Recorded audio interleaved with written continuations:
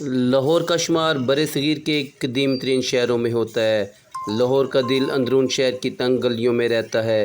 ایک وقت تھا جب لاہور شہر 12 دروازوں اور ایک موری پر مشتمل تھا۔ اب تو شہر تحت نگاہ کئی کلومیٹر تک پھیل چکا ہے۔ لاہور میں ہندوستان پر تاج برطانیہ کے قبضے اور اس سے پہلے ہندوؤں، مسلمانوں اور سکھوں کے دور اقتدار کی بے شمار کہانیاں اندرون شہر کی تنگ گلی محلوں میں آج بھی قید ہیں۔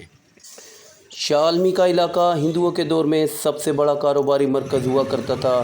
یہاں پر ہندوستان کی تاریخ کا ایک بڑا باب دفن ہے۔ یہاں آج بھی ایک پرانی عمارت کھڑی ہے جو کسی زمانے میں کمرشل بینک آف ہندوستان ہوا کرتی تھی۔ ہندوستان کمرشل بینک کی عمارت کی تاریخ بیان کرنے سے پہلے اس وقت کے مقامی حالات بیان کرنا زیادہ ضروری ہے۔ اس بینک کے سامنے جو آج کی سونا مارکیٹ ہے، کسی وقت میں ہندوؤں کا تجارتی مرکز ہوا کرتا تھا۔ یہاں زیادہ دکانیں ہندوؤں کی تھی جو سونے کے کام کاج کرتے تھے۔ اس بنا پر اس کو صرافہ بازار کہا جاتا تھا۔ ان لوگوں کے پاس بہت ہی وزنی لوہے کی تجوریاں ہوا کرتی تھی جنہیں دکانوں کے اندر ہی زمین میں نصب کیا گیا تھا۔ ان کو اٹھانا درجن بھر انسانوں کے بس کی بات نہیں تھی۔ یہ جگہ شہر کی محفوظ ترین جگہ تصور کی جاتی تھی۔ یہاں کے ہندو اپنی امانت اور دیانت میں مشہور تھے۔ لوگ اپنا قیمتی سامان ان تجوریوں میں رکھواتے جن کی حفاظت کے لیے ماہانہ بنیادوں پر تھوڑی سی رقم وصول کی جاتی۔ یوں امانت رکھوانے کا یہ کاروبار سونا مارکیٹ میں عام تھا۔ اس سلسلے میں اپنی تشہیر کے لیے باقاعدہ اشتہار بازی بھی ہوتی۔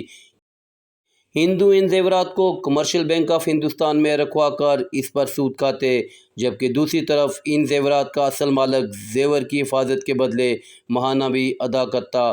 جب مالک کو اپنی امانت درکار ہوتی، دکاندار بینک سے واپس لے کر مالک کے سپرد کر دیتا۔ اسی طرح بہت سارے لوگ ان ہندوؤں کے پاس اپنی کیش رقم بھی بطور امانت رکھواتے۔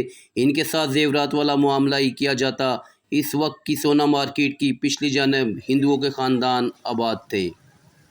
تقسیم کا اعلان ہوا اور ہر طرف فساد پھوٹ پڑے۔ یہاں پر حملے کیے گئے، سونا لوٹ لیا گیا اور یہاں آگ لگا دی گئی جس میں بہت سارے لوگ جل گئے۔ کمرشل بینک آف ہندوستان 1805 میں گوبند رام بلڈنگ میں قائم کیا گیا۔ گوبند رام اسی عمارت کے گراؤنڈ فلور پر دکان کرتا تھا۔ یہ کاروباری طور پر اجاڑ، چٹنی اور شربت کی فروخت کیا کرتا اور اپنی اسی مصنوعات کی بنا پر علاقے میں کافی مشہور تھا۔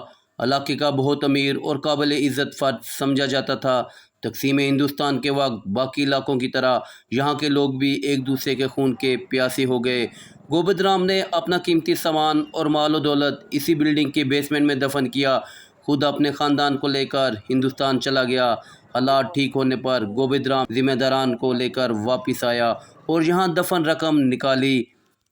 کمرشل بینک آف ہندوستان نے 1805 میں اپنی 5 شاخیں کھولنے کا فیصلہ کیا، جس میں سے پہلی برانچ امرتسر میں کھولی گئی، جبکہ بنگال میں 1809 میں اس بینک کی ایک برانچ کھولی گئی۔